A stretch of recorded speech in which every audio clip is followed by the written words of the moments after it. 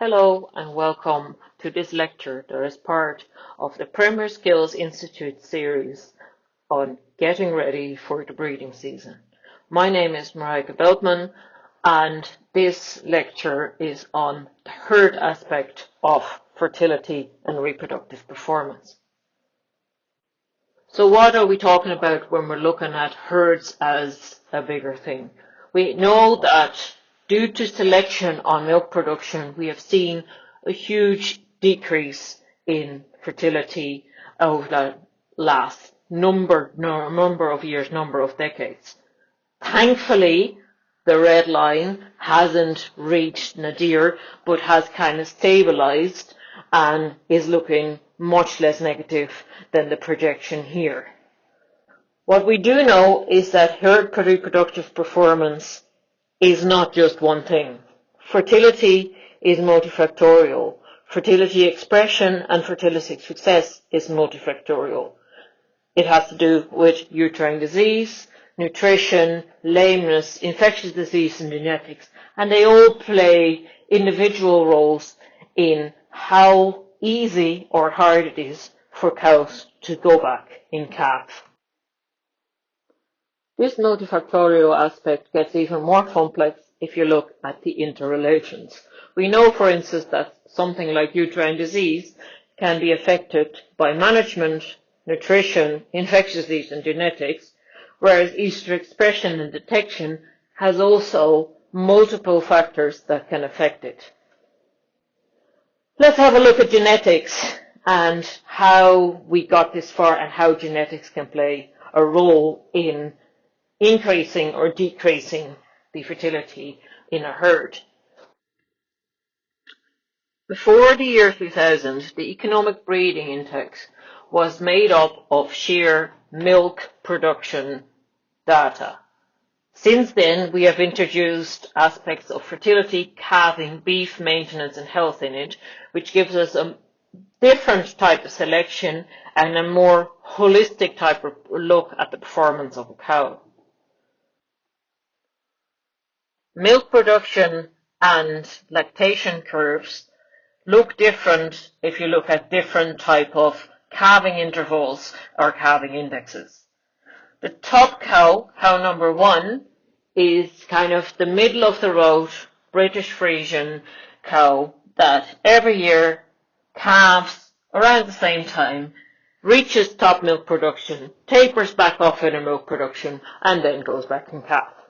That same cow can, however, follow the milk curve of the cow in line number 2, where she takes a bit longer to get in calf, and therefore the tapering off of her milk production is a bit more severe, is longer, and there is a longer period.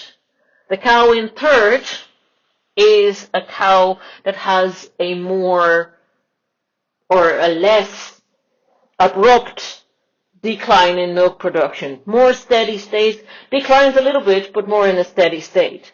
So very much depends on what type of cow you're working with, what you're looking at for when and how you want to get them in calf.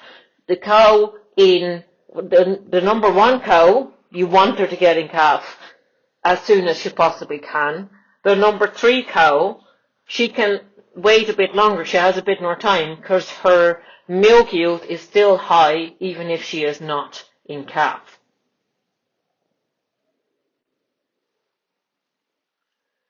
Nutrition, I have mentioned it in other lectures in this series before, is important. Negative energy balance is key. Negative energy balance affects fertility via LH pulse frequency, reduced concentrations of insulin and IGF-1, insulin growth factor 1, reduction of production of estradiol, smaller CL formation, and negative effects of high NEFAs and BAB and low glucose on oocyte development, and the oocyte that develop in a negative energy balance period are less viable several months later. There's a delayed effect. So animals that are in negative energy balance now, the effect of that on the oocytes you only see several months later. So by the time that animal doesn't go in calf, the effect, there's a lag effect. So the negative effect has already happened a long time ago. So monitoring energy balance can be done in various ways. It can be done by body condition scoring at key times during the cow reproductive cycle. Changes are most important, and it is not an eyeballing, but it's a hands-on type of exercise. If you look at body condition at the start of calving versus conception rate in the subsequent breeding season, you can see that a cow that is either too thin or too fat will not conceive as easily. Apart from body condition, we can of course look at milk records as well, and we look at fat protein ratios in the milk recording. 10% of the early lactation cows that have a fat to protein ratio that is greater than 1.4 is a sign of negative energy balance, and greater than 15% of early lactation cows that have a milk protein level below 3% is another indicator. Lameness as a factor, I have mentioned before when I talked about estrus expression. Lameness has an effect on fertility on many levels. It starts with a delayed cyclicity, then there's an increased frequency of anestrus, more cystic ovarian disease, lower frequency of standing to be mounted, as I mentioned in one of the other lectures. Lame animals are less likely to conceive, have lower conception rates, have an increase of conception failure, more SIRS needed per pregnancy, extended calving to first service and calving to conception interval, more days open and extended calving interval. Of course, monitoring here is key too. You can do this by locomotion scoring, which basically gives you cows that are sound versus cows that are lame. Animals that are lame in the sense that have a score of greater than 2, we know that they have this extended interval from calving to first serve and calving to conception, and they're 8.4 times more likely to be culled. This little pie chart is from a farmer that thought he had no lameness problem on his farm. 43% of his cows were sound. They didn't have a lameness problem. But the other 57% of his cows did have a problem. They were greater or equal than 2, and some of them 3, 4, and 5. So it helps to quantify numbers when you're trying to change this or basically remediate it. Uterine disease, I have a whole lecture on it, so I'm not going into it here specifically, but I will mention a few words on infectious disease. There's 2 ways that infectious agents can cause decreased fertility in a herd. Direct, via embryonic death or abortion, or indirect, via pyrexia or decreased nutrient intake. And one of the things that is just important, as with everything else, is clinical observation. Any clinical signs of a disease caused by an infectious agent, and this could be things like abortion, uterine discharge, retained fetal membranes, clinically sick animals, decreased milk production, decreased treat intake, and weak calves. Subclinical observation could be things like a high rate of embryonic death after initial positive scan, abnormal repeat intervals, and low reproductive performance in first lactation animals, because these can be naive when they're introduced to the main herd. When it comes to detecting infectious disease, the most important aspect of this is looking for signs of active infection in adult cows. Of course, you can look at evidence of seroconversion, and bulk milk sampling has a potential role in both monitoring and investigation. Moving on now, what drives reproductive efficiency on a farm. Basically 3 things: submission rate, conception rate, and percentage pregnant. Submission rates first. The definition of this is the number of cows served for the first time within a 21 or 24-day period. It's expressed as a percentage of the numbers of cows at or beyond their earliest service date, and we target 90%. Factors that affect submission rate are heat detection and percentage of cows cycling. And if we start with heat detection, I think no one will disagree with me if I say that heat detection rate on Irish farms is very variable. The expression depends on the animal keeper, the use of age, environment, nutrition, herd mates, and health, the length of estrus. If there's only one standing event recorded, we know that conception rates, and therefore also before that submission rates, will be reduced.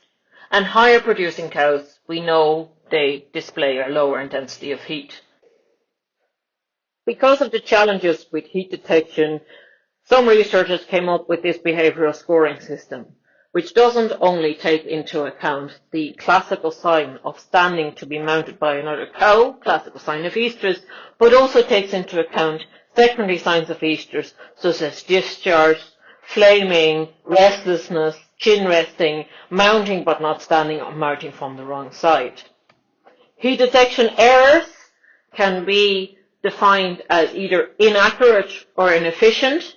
Inefficient means that heats are not picked up, and that is detectable by looking at the 3-week to 6-week ratio of repeat intervals.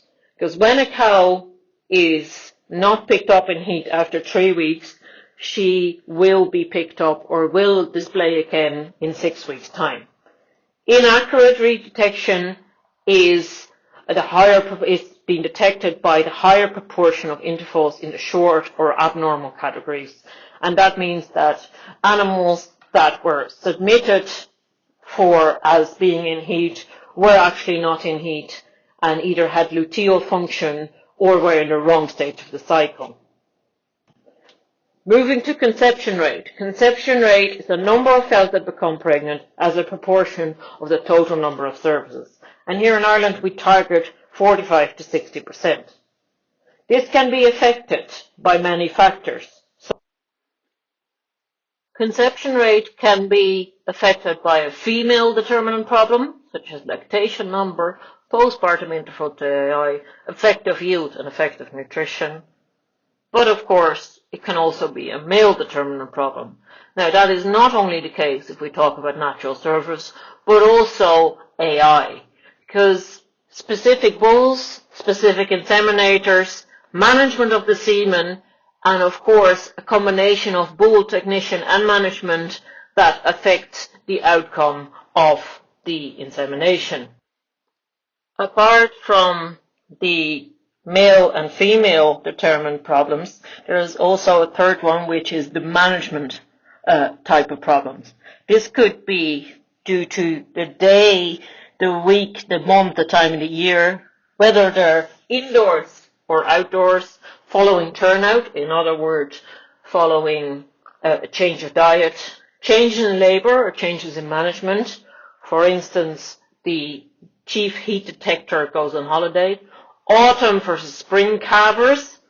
Do you do heat detection indoors or outdoors on these animals? Timing of AI, once a day, twice a day.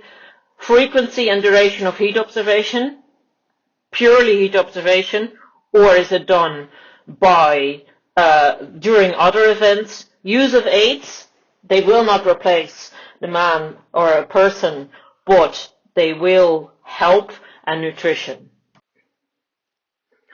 Last but not least, percentage pregnant. It's the percentage of eligible cows that actually become pregnant, which is the number of cows pregnant divided by the number of cows eligible to become pregnant and carry to term. The target here is high, 90 to 95%. If you put everything together, you have man versus cow versus herd.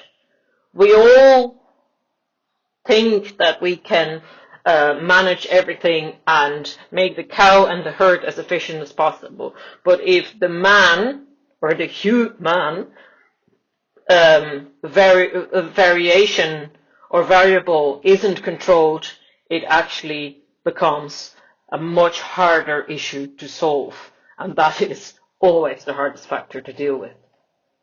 Just before I go, remember, it's a long way from calving to the next calving.